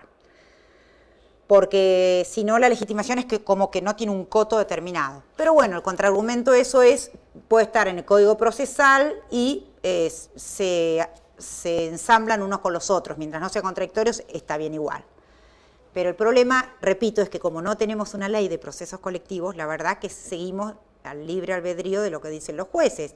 Y la verdad que así como nosotros protestamos contra las tiranías de las mayorías, también protestamos contra la tiranía de los jueces. Tampoco puede haber un gobierno de los jueces. Esto es un Estado de Derecho, tiene que haber todo con criterio de razonabilidad, digamos. Entonces, dejar tanto librado en algunos puntos a la actividad del juez a veces es como excesivo, ¿no?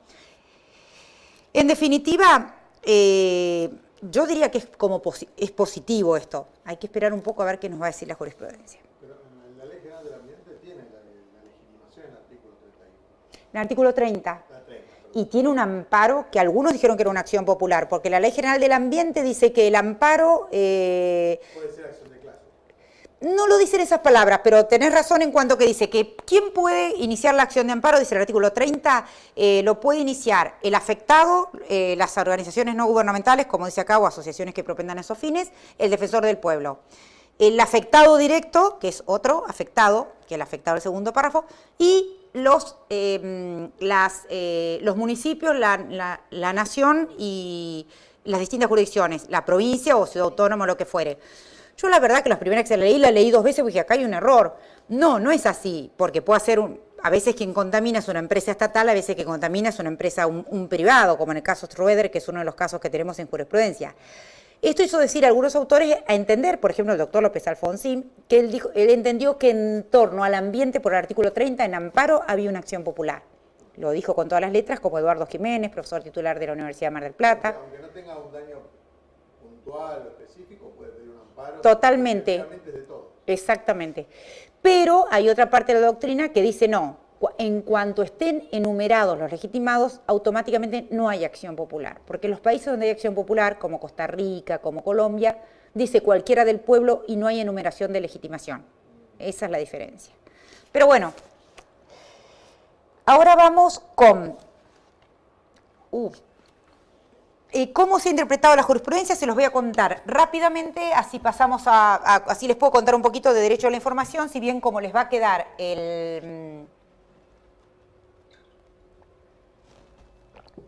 como les va a quedar el PowerPoint, van a tener los casos. Bueno, el afectado, ¿cómo fue interpretado? Antes de la Constitución, fíjense en por qué pongo un caso del 83, no es que me olvidé, o sea, ni daba clases en 83, yo empecé la facultad, pero el caso Catán, y es de primera instancia, es porque en ese caso era un decreto del Poder Ejecutivo Nacional que permitía la caza indiscriminada de toninas overas. Y ahí fue en primera instancia, finalmente no se apeló, pero fue el primer caso donde Catán es como decir Basterra o ¿cómo es tu apellido? Bueno, no, José lo agarré de punto, ¿cómo es tu apellido? Sosa. Como decir Basterra o Sosa, no era Ed Mejián, que sí era un constitucionalista que a lo mejor la Corte dijo, bueno, lo tomamos porque ¿quién es? No, era un juez de primera instancia, o sea, va a un juzgado de primera instancia, pero una persona cualquiera del pueblo vendría a ser, eso es lo que estoy tratando de decir. Exactamente, y lo que dicen en primera instancia, por eso pues no fue apelado ni mucho menos, donde dice que, textual, cito, dice, todo ser humano posee un derecho subjetivo a ejercer las acciones tendientes a la protección del equilibrio ecológico. Y el juez dice que en realidad toda persona y todo habitante tiene derecho al derecho a un hábitat sano. Entonces, con base en eso es que le hace lugar. Esto de alguna manera es una suerte de acción popular. Lo mismo en el año 92, cuando la propia Corte le hace lugar a Ed Mejián con Sofovich. ¿Se acuerdan ese famoso caso? Es casi folclórico, ¿se lo acuerdan? Ed Mejián pide derecho a réplica en el programa de Gerardo Sofovich del domingo por lo que había dicho Dalmiro Sáenz. Pero Ed Mejián, al margen que la parte buena del caso Ed Mejián, que fue buenísima, es que como no estaba reglamentado San José de Costa Rica, y año 92 no teníamos la fórmula del 94, tuvimos años discutiendo si era por el artículo 31 esta Constitución, las leyes que en consecuencia dicta el Congreso y los tratados, si iban las leyes primero o los tratados primero en la pirámide constitucional. Teníamos el estándar del año 45 de Merck Argentina que decíamos en épocas de paz prevalece la Constitución, en épocas de guerra los tratados. Por suerte Argentina no tiene tradición de guerra ni creo que no va a tener nunca en la vida y es una de las grandes cosas que tenemos. Pero bueno, hasta que en el 92 la Corte dijo, no, señores, no es así. Es primero la Constitución, segundo los tratados y tercero las leyes reglamentarias de la Constitución. Esto dejó acomodadito todo como unas piezas de un Senku, creo que Senku se llama el juego de encastre, como para que en el 94, 2 años después de Ed Mejián, se pusiera primero la Constitución más los tratados del 75, inciso 22, que son los tratados de derechos humanos, después los tratados, que son los del 75, inciso 24, los de integración y demás convenios, y después las leyes. En eso es un fallo que lo damos como ejemplo. Pero lo cierto es que Ed Mejián lo presentó en su calidad de católico apostólico romano y profesor de Derecho Constitucional. Entonces, a mí me encanta que se lo hayan dado a Ed Mejián, ¿no es cierto? Pero lo cierto es que, en calidad de católico apostólico romano, hoy, como está, esto era 92, en el año 94, no se lo hubieran dado a Ed Mejián, salvo que se hubiera querido dar porque era conocida la gente de la Corte, pero eso es otra cosa personal. ¿Por qué? Porque la Constitución en el 94 se encargó de poner límites, de decir, el afectado, las asociaciones que propenden esos fines y el defensor del pueblo. Es decir, no cualquiera está legitimado. Porque no nos debemos confundir algo muy importante, que un derecho sea colectivo y todos tengamos ese derecho en cabeza nuestra, aunque sea indivisible o lo que fuere, no quiere decir que todos tengamos la aptitud procesal para presentarnos. Exactamente, Marina, ¿no? Marisa. Porque en realidad se canaliza a través de organizaciones no gubernamentales, a través si hay una afectación, ahora vamos a ver qué tipo de afectación tiene que ser, o a través del defensor del pueblo, sino porque no tiene que ver, en realidad no es porque esté bien o mal la acción popular, sino porque con nuestro sistema sería un horror. Control de constitucionalidad interpartes. Imagínense si hubiera acción popular. Todos los días, si decían, averigüé, me fijé en el diccionario para no decir la palabra, pero así se dice, si decían quienes trabajaban en tribunales que se rajaban las paredes en la época del corralito por la cantidad de expedientes, ¿ustedes se imaginan si hubiera un control de si cualquiera pudiera interponer todo el tiempo por cuestiones constitucionales? Esto de ninguna manera. Y esto es cuando se elabora la afectación después del 95, lo que se dice en el caso BG, De paso vamos a este 98. Vejez Beltrán Gambier, que es como decir Moner Sanz, alguien bastante conocido públicamente o mediáticamente, como querramos llamarlos, pero un abogado simplemente, que lo que le plantea al Estado Nacional en el año 98, dice, señores, ustedes no formaron la comisión a la que se refiere el artículo 99, inciso tercero, de decretos de necesidad de urgencia para que controle los decretos. Yo como ciudadano, como ciudadano de la Nación Argentina, exijo que se forme la comisión. Y bueno, directamente ahí la Cámara no se apeló. Cuando no se apela, ustedes saben que es porque no hay ninguna posibilidad de nada, le dijo, usted no está legitimado porque no hay acción popular y no hay una afectación ni siquiera mediata. Y el caso Schroeder es un caso paradigmático porque acá sí se demuestra que la relación de vecindad sí hay una afectación. Y acá viene lo que decías, José, vos lo decías, ¿o cómo es tu nombre?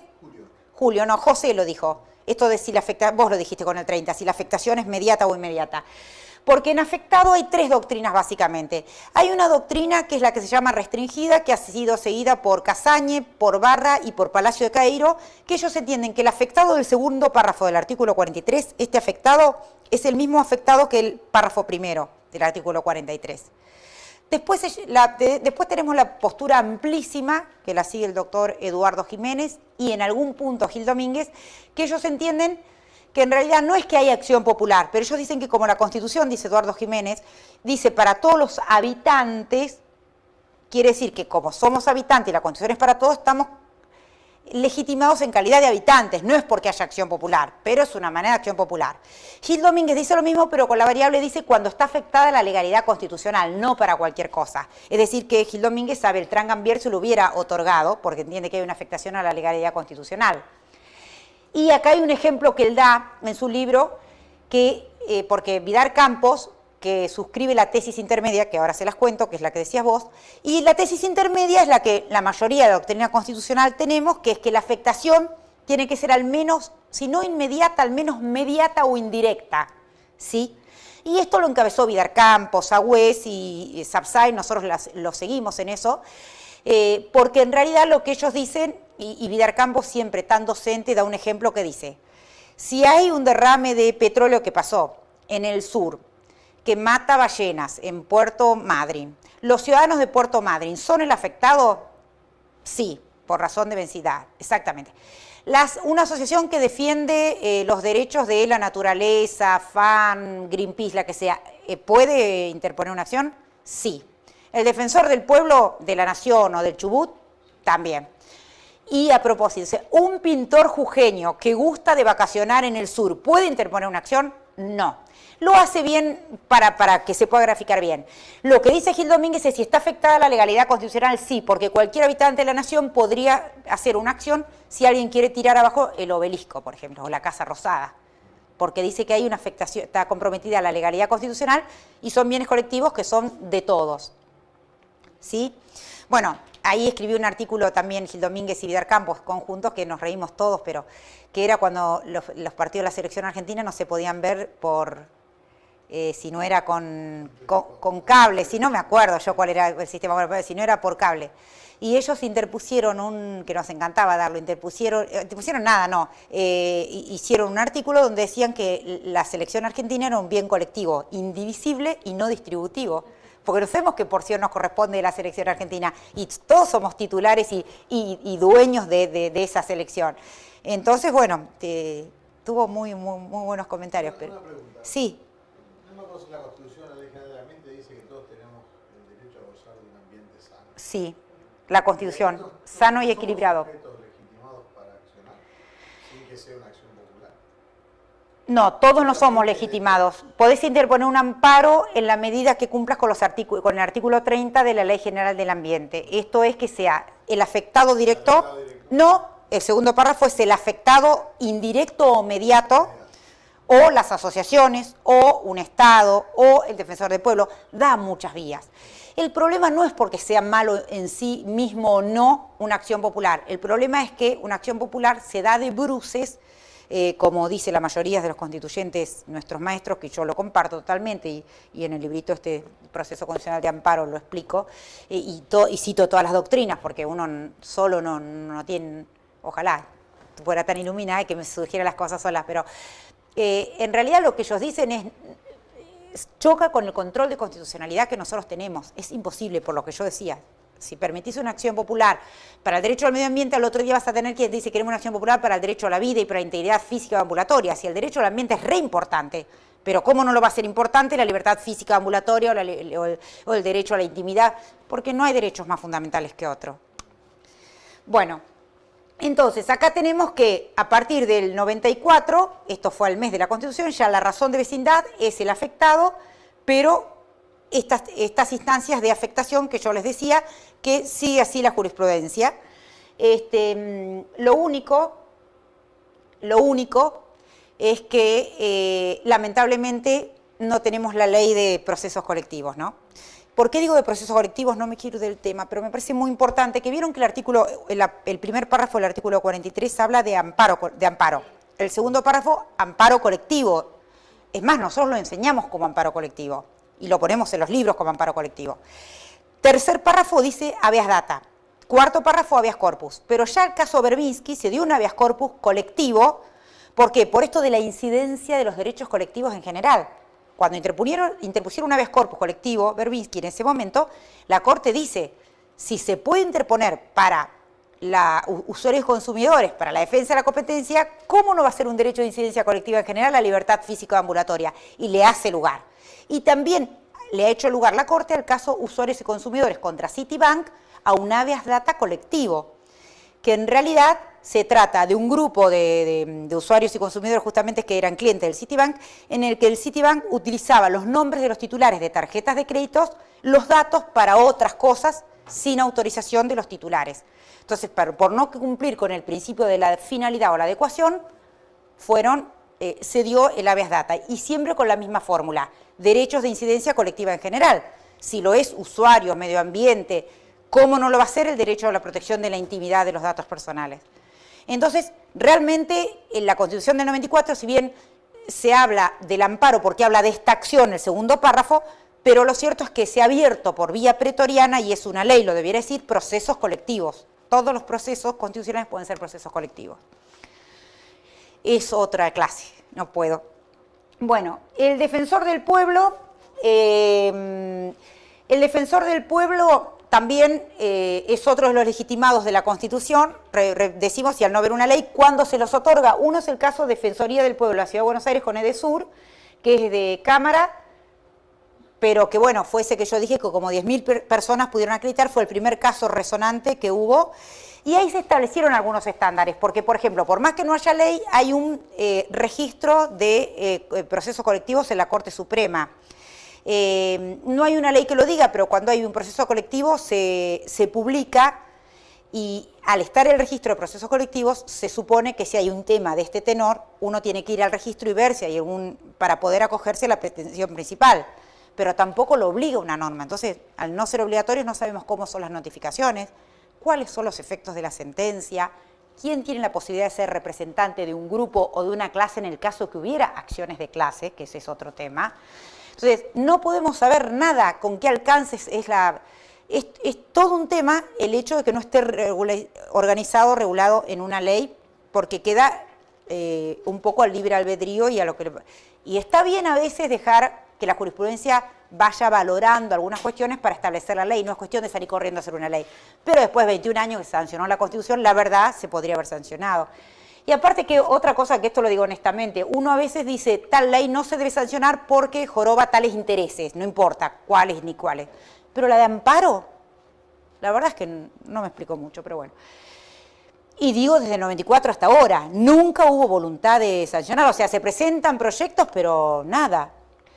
Bueno, y Colegio de Fonodiólogos de Entre Ríos con Estado Nacional, que es de defensor del pueblo. Después no hubo un caso así, esta Corte, estimo que por la jurisprudencia que tiene lo daría vuelta, que se establecía, ojo que es Colegio de Fonodiólogos de Entre Ríos, pero la presentación de las organizaciones es todas estas organizaciones, colegios de todas las colegiaturas, de contadores, de escribanos de la Ciudad de Buenos Aires, de aquí y de allá. ¿Por qué? Porque se acuerdan esta ley, la 24977 era la de que si ganabas más de 36.000 pesos te hacías monotributista, pero si no quedabas como responsable inscripto. Entonces la persona dice, es inconstitucional que si encima no gano ni 36.000 pesos me quede como responsable inscripto. A veces es por errores, no es por mala voluntad que una ley arroja esos resultados. Pero se ve que en ese momento la Corte, que no me acuerdo todavía si estaba la Corte anterior y parte de esta, creo que esta entera, esta no estaba la Corte anterior, no sé si es por una cuestión política o no, pero lo cierto es que la Corte hizo una defensa, una cuestión bastante estrambótica, porque dice, miren lo que dice, cito textual, considerando tercero. La acción de amparo entiende que la acción de amparo había sido deducida respecto de derechos de carácter patrimonial puramente individuales. Fueron como 22 organizaciones, puramente individuales. Primero llegó la de fonoaudiólogos, pero estaba la de farmacéuticos, la de etcétera, de abogados también. Entonces, repito, la acción de amparo había sido deducida respecto de derechos de carácter patrimonial puramente individuales, cuyo ejercicio y tutela corresponde exclusivamente a cada uno de los potenciales afectados por encontrarse la protección de esa clase de derechos al margen de la ampliación del universo legitimados por el artículo 43 de la Constitución Nacional, artículo 3. Dice, no, esto es patrimonial y es individual, que se lo arreglen los fonoaudiólogos. Evidentemente, estos son los fallos, ni me acuerdo qué corte era, pero estos son los fallos en los que uno advierte que las cortes a veces no quieren decir una cosa o quieren decir alguna por un motivo en especial. Que felizmente no pasan todos los fallos, hay fallos muy buenos y hay otros fallos que este tipo de cosas pasan. Porque decir que esto es patrimonial individual cuando atrás había tanta cantidad de personas, no era así, pero bueno, fue muy criticado y nada, no pasó nada. Pero bueno, no llegó otro caso porque en general sí se ha hecho legitimaciones en este tipo de casos, después no llegó ningún otro caso posterior.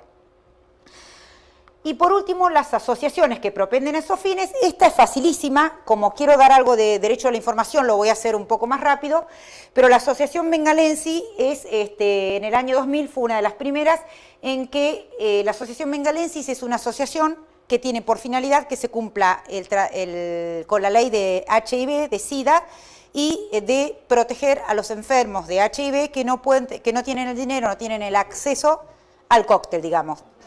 Bueno, fue condenado el Ministerio en ese momento de Salud de la Nación y lo que la Corte dijo que los amparistas tienen por objeto, o sea, lo que estoy tratando de decir que esto ya es unánime en la jurisprudencia, por suerte, es que cada vez que en el objeto social dice defender determinado derecho, eso legitima, ¿cómo es tu nombre? Gabriel, automáticamente casi, si el derecho que reclamo es el mismo que defiendo. Y eso, sí, si algún juez no lo hace, evidentemente lo va a revocar la otra instancia. Pero la verdad es que en eso es unánime y está bien, porque todos los casos que prosperaron, por ejemplo, acceso a la información por declaraciones juradas y esto y el otro, eso las hizo todo CIPEC, Poder Ciudadano, Asociación por los Derechos Civiles. El tema de informar los planes jefes y jefas de hogar, Asociación por los Derechos Civiles, la SIG, porque son las que vienen, los que dicen en su objeto luchar por el Estado de Derecho, el cumplimiento de los derechos humanos, el acceso a la información pública, la república. Es un criterio de razonabilidad para establecer la correlación, ¿no?, entre la legitimidad de la organización no gubernamental o como se fuere, absolutamente. Que protege. ¿Cómo establezco yo que está legitimado? Claro. Por el objeto de la exactamente, ¿sí, exactamente. Bueno, y acá... Hay otro elemento, quizás, en el ejercicio de la asociación, que se pueda citar, pero el objeto es clave. Sí, no vi ningún caso, pero podría alegarse que si bien el objeto dice tal cosa, tiene tradición de tantos años en tal cosa, por ahí sí. Pero esto está bueno que sea casi unánime la jurisprudencia. Y dice justamente tiene por objeto la lucha contra el SIDA y en consecuencia se están legitimados para imponer acción de amparo contra las omisiones del Estado por el incumplimiento de esa ley. Y la Asociación Civil Sin Fines de Lucro Portal de Belén era la de la píldora del día después. Y era un grupo de, la Asociación Portal de Belén es un grupo de monjas irlandesas en la provincia de Córdoba, y la Corte le hace lugar a legitimación basada en que justamente estaba legitimada. Es mucho más largo la historia porque era una cuestión política y la Corte, por suerte, me parece que fue sensata. ¿Qué Corte era? La del 2002, está bien, fue muy sensata. Porque esto sigue ahora con esto que vos decías casi automático, lo del objeto. Pero lo que pasó fue que fue en la provincia de Córdoba y cuando se presentan, la juez de primera instancia le hace lugar y hace sacar de venta, circulación y fabricación la píldora immediate. Me tengo que ver si immediate, ahora les voy a decir por qué. La píldora immediate, que en realidad se llama immediate D, se sacó de circulación una píldora que no existía, o sea, la jueza lo quiso apurarse a darle la razón porque después le hicieron un juicio político porque dijeron, como era el Opus Dei, entendieron que no había parcialidad.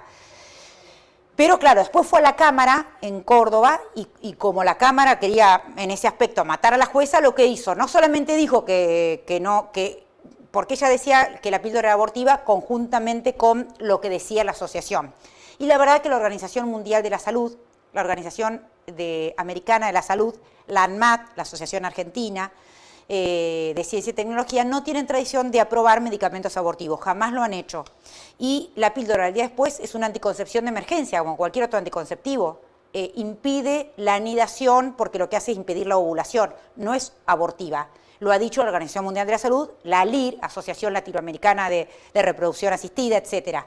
Pero bueno, acá la jueza se apuró y dijo, saquen de venta de circulación de Laboratorios Gador Inmedia. Ni siquiera se fijó que no tenía la letra D, con lo cual quedó igual. Pero bueno, no importa. Lo cierto, lo importante para el caso es que cuando fue a la Cámara no solamente le dice que no a esto, sino dice no están legitimadas. Pobres las monjas, la verdad sí están legitimadas, porque su objeto social es defender el derecho a la vida, proteger a las madres solteras.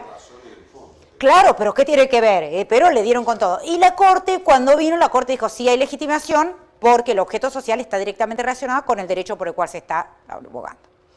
Bueno, y...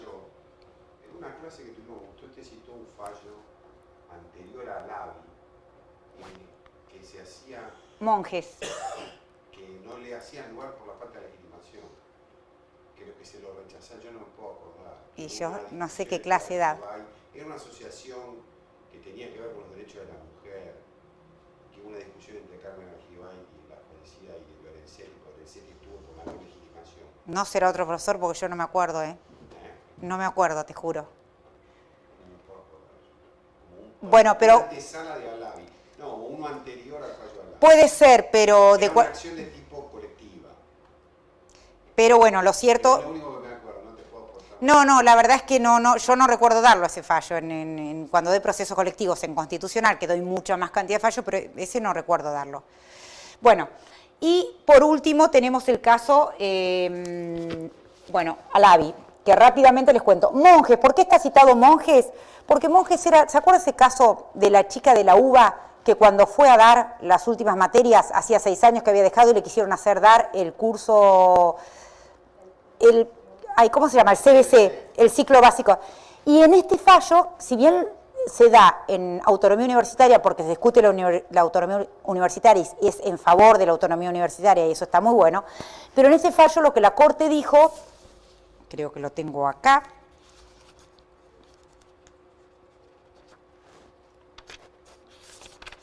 acá está justo. Dada la naturaleza de la materia de que se trata, corresponde declarar que la autoridad de esta sentencia deberá comenzar a regir para el futuro a fin de evitar perjuicios a los aspirantes a ingresar a la Facultad de Medicina de la Universidad de Buenos Aires y a todos los alumnos de la Facultad de Medicina de la Universidad de Buenos Aires. Con esto ya quedó sentado con yo soy profesora en la UBA y es vox populi y es así, se cumple con el régimen que entras, es con el régimen que das. De hecho, a veces tenés alumnos libres que tenés que tener 2 tipos, unos con bolillero, otro con otro sistema.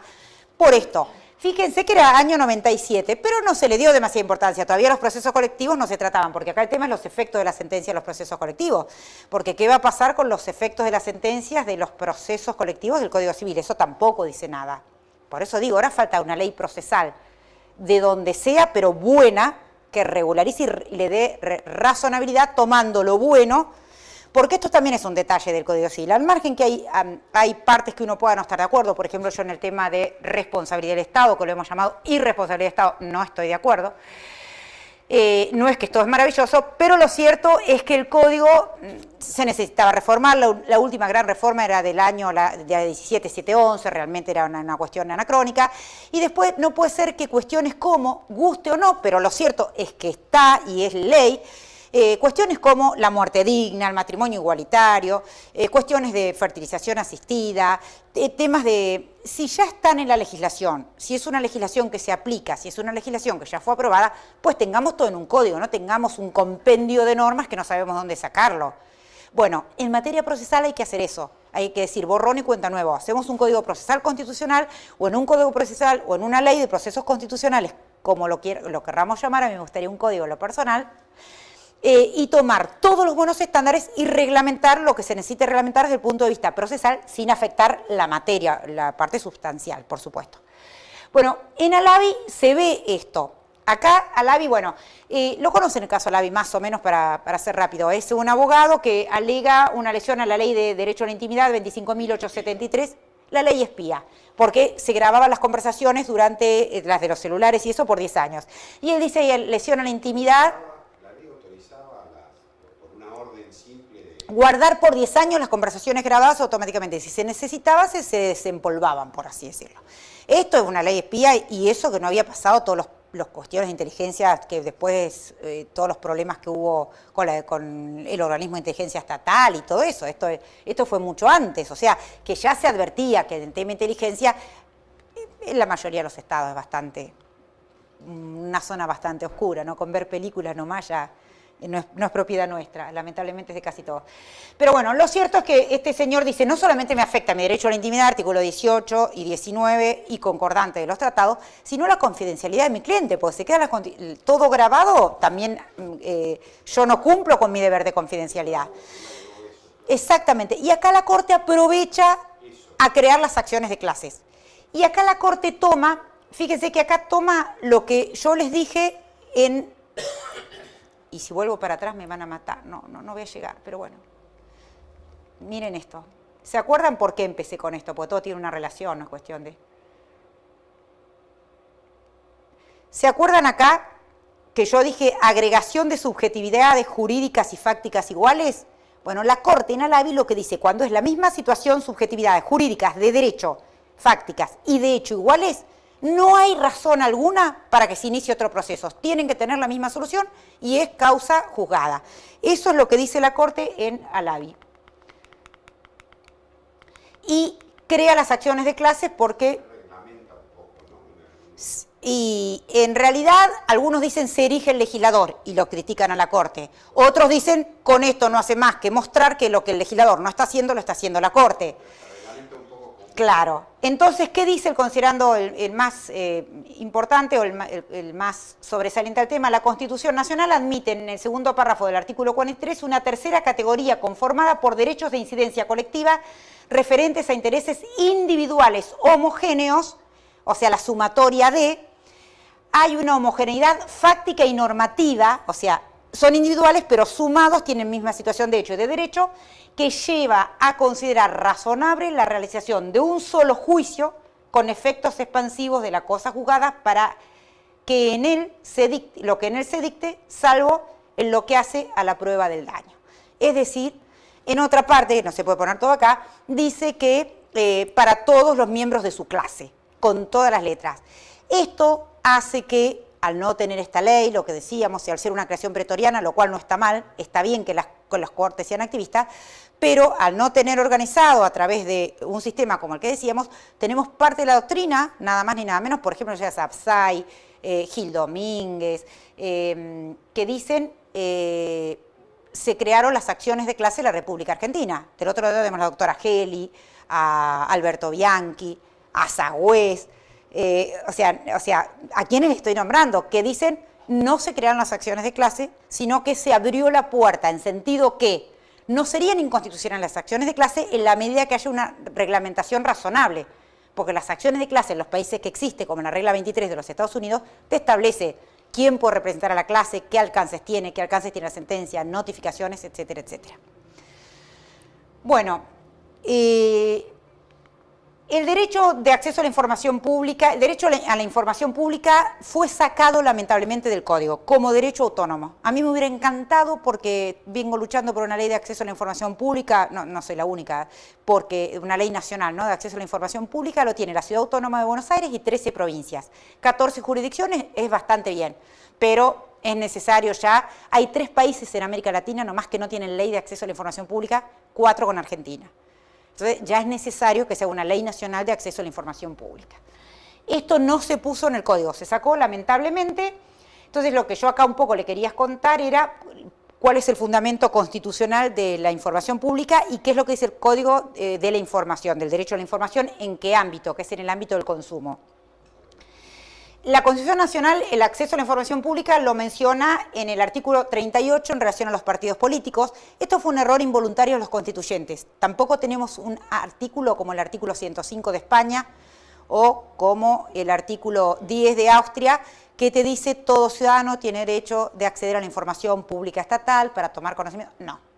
Pero por lo menos lo pusieron en relación a los partidos políticos en el artículo 38, en relación al medio ambiente, la información ambiental lo pusieron en el artículo 41, después reglamentado por la Ley General del Ambiente en el artículo 8, que dice los 4 presupuestos básicos son participación ciudadana, evaluación de impacto ambiental, educación ambiental e información ambiental, en línea con el artículo 41. En el artículo 42, cuando se refiere a la información adecuada y veraz, esto fue reglamentado por la Ley General la Ley de Defensa del Consumo en el año 93 y cuando se reforma en el 2008 sí se reforma en consonancia con la Constitución este punto, porque tantos artículos no se reformaron. Y de acuerdo a la Ley de Defensa del Consumidor, la información que se le dé en el ámbito del consumo debe ser previa, absoluta, suficiente, sencilla, detallada y precisa y además gratuita. Bueno, se borró a nivel general el acceso a la información pública y el derecho a la información, pero sí en materia de consumo sí se estableció y en el Código Civil con buenos estándares.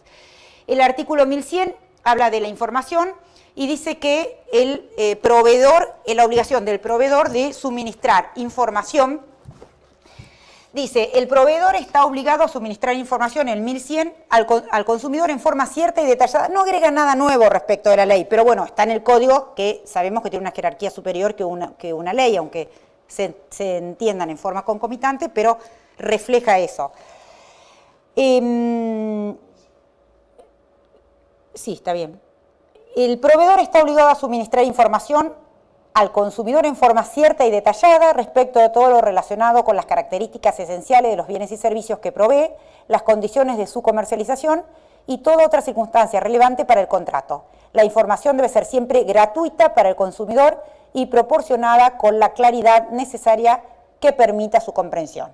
Esto está bien porque lo dice la Ley del Consumo, o sea, no está bien porque lo dice, pero lo dice la Ley del Consumo, la Ley General de Acceso en Medio Ambiente, hay una ley de libre acceso a la información pública ambiental que sí tiene muy buenos estándares y también establece la gratuidad. La Constitución, yo dije, como no hay una única fórmula, involuntariamente se olvidaron, digamos, no prevé la gratuidad y es un estándar de mínima que tienen las leyes de acceso a la información, porque si tenemos que pagar para que nos den información de cualquier tipo, ambiental, consumo o estatal, evidentemente es una manera indirecta de entorpecer arbitrariamente el acceso a la información.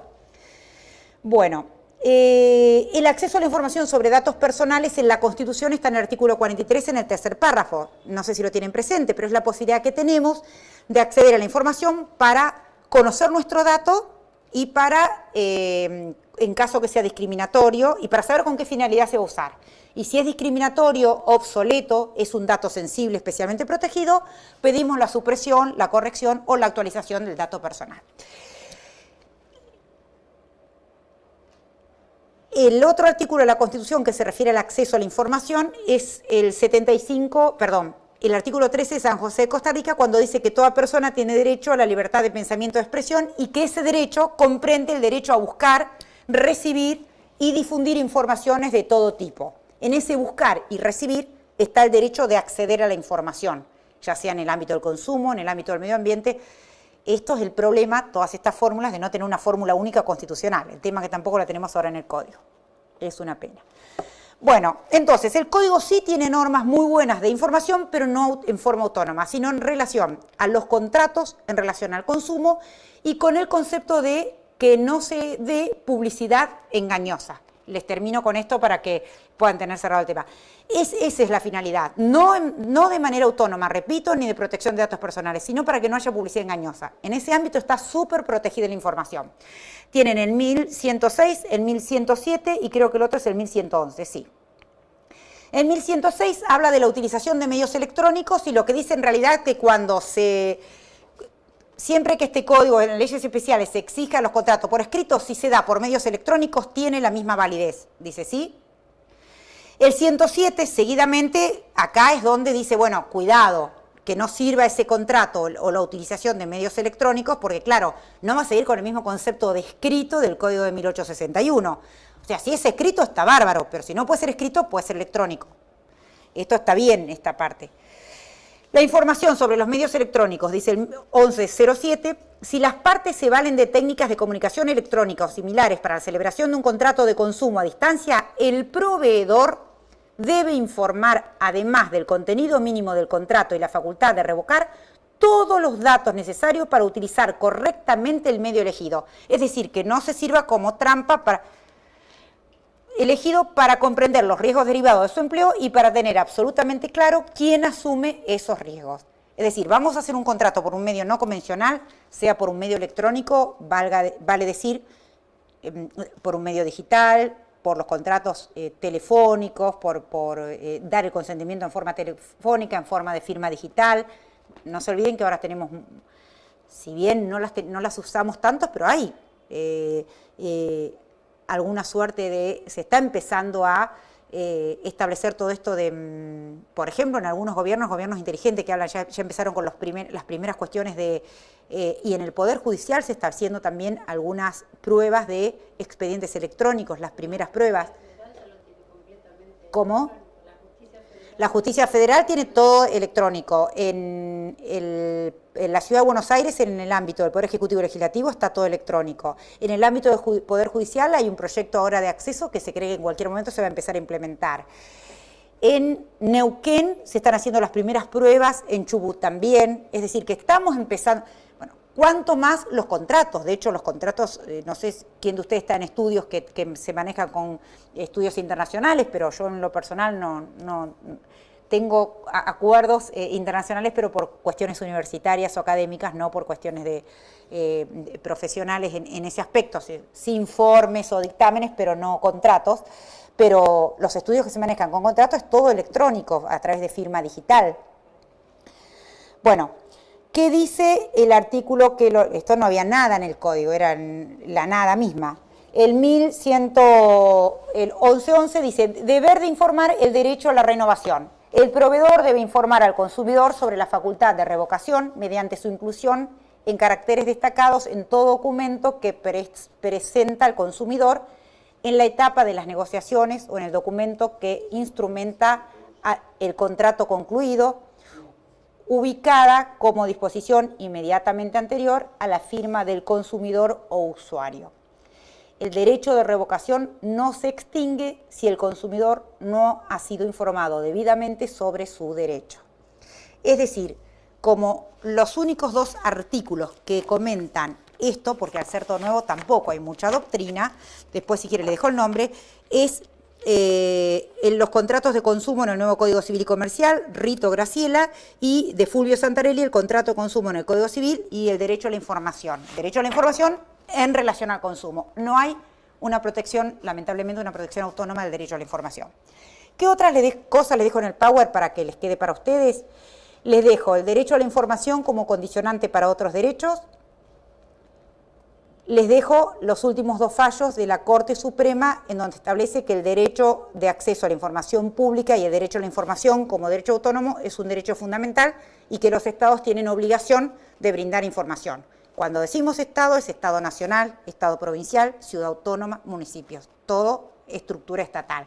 Y también es en la medida que no sea reservado por ley, poder legislativo, ejecutivo y judicial.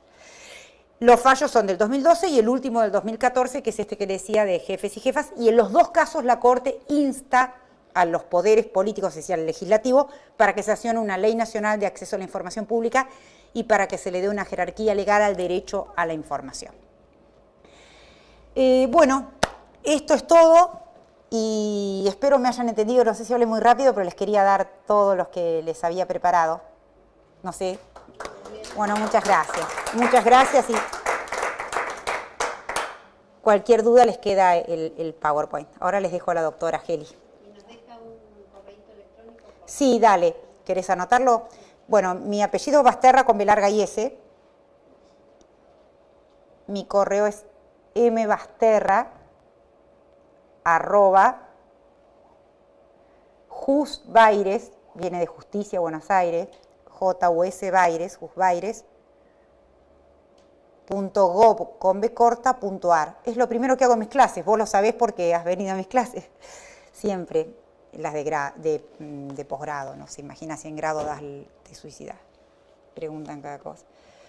Bueno, si necesitan algo, estoy a disposición.